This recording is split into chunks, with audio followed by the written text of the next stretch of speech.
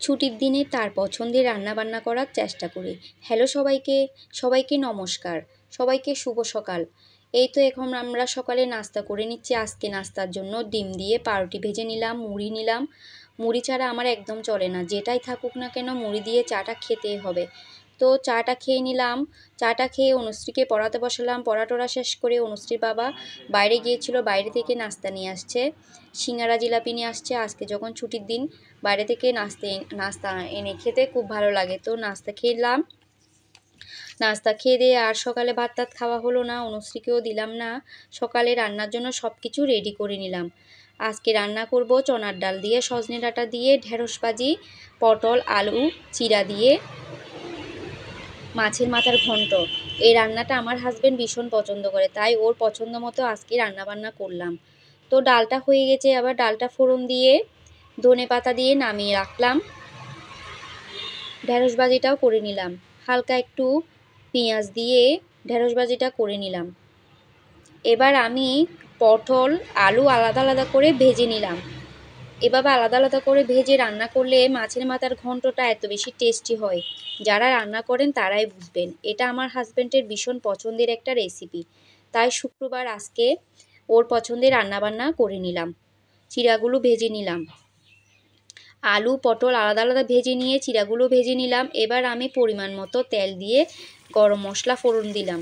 গরম মশলা ফোড়ন দিয়ে মাছের মাথাটা দিয়ে দিলাম। মাছের মাথাটা ভালো করে ভেজে এক সাইডে রেখে দিয়ে এবার তেজপাতা পেঁয়াজ কুচি দিয়ে দিলাম। পেঁয়াজ কুচি ভালোভাবে ভেজে নিলাম। এবার রসুন বাটা দিয়ে দিলাম। রসুন বাটাও ভালো করে ভাজা হয়ে গেছে। এবার আমি 1.5 চামচ হলুদ গুঁড়া দিয়ে দিলাম, মরিচের গুঁড়া দিলাম 2 চা চামচ, আদা জিরা বাটা দিলাম 2 চা চামচ। সব মশলা একসাথে ভালো করে আমি কষিয়ে নিলাম। ভালো করে যখন মশলাটা কষানো হয়ে গেছে, এবার ভেজে রাখা পটল আলু দিয়ে দিলাম। পটল আলু দিয়ে আরও ভালো করে মশলাটা কষিয়ে নিলাম। একটু ধৈর্য ধরে রান্নাটা করতে হবে, সময় লাগবে কিন্তু খেতে খুব মজার হয়। ভালো করে কষানো যখন হয়ে গেছে, এবার পরিমাণ মতো জলটা দিয়ে দিলাম। পরিমাণ মতো জল দিয়ে তরকারিটা ফুটিয়ে নিলাম। যখন ফুটে গেছে, এবার আমি চিড়ে ভাজাগুলো দিয়ে দিলাম। চিড়ে ভাজাগুলো দিয়ে বেশিক্ষণ রাখা যাবে না, হালকা একটু করে ফুটিয়ে নিয়ে ধনে পাতা দিয়ে আমি তরকারিটা নামিয়ে নিলাম। রান্না বান্না শেষ হয়ে গেছে। এবার আমরা স্নান টান করে পুজো টুজো দিয়ে নিলাম। এবার দুপুরের খাওয়া দাওয়া শেষ করব। দুপুরে খাওয়া দাওয়া শেষ করছি। দুপুরে খাওয়া দাওয়া করে একটু না ঘুমালে নয়, শরীরটা ভীষণ খারাপ লাগে। খাওয়া দাওয়া করার পর গরম পড়লেও একটু ঘুমাতে হয়, না করলে ভালো লাগে না।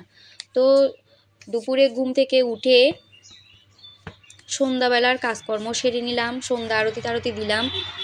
এবার সন্ধ্যা চা নাস্তা করে নিলাম, অনুষ্ঠির জন্য একটু দুধ করলাম, আমরা চা খেলাম মুড়ি দিয়ে।